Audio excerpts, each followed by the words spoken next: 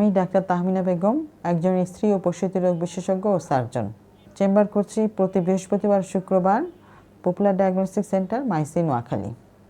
আজকে আমরা কথা বলবো মেনোপজের পর এক ফোঁটা রক্তপাতও অবহেলা করবেন না। মেনোপজ মানে মহিলাদের রিপ্রোডাক্টিভ লাইফ শেষে 12 মাস মাসিক বন্ধ থাকা।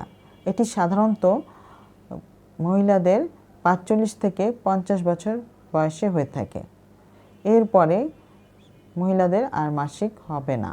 এরপরে যদি আবারও রক্তপাত হয় বা মাসিক হয়, সেটি কম হোক বা বেশি হোক, এটি পরীক্ষা করা জরুরি। এর কারণ হতে পারে হরমোনের পরিবর্তন, জরায়ুর পর্দা পাতলা হয়ে যাওয়া, পলিপ, ফাইব্রয়েড, আবার কখনো কখনো জরায়ুর ক্যান্সারের প্রাথমিক লক্ষণ।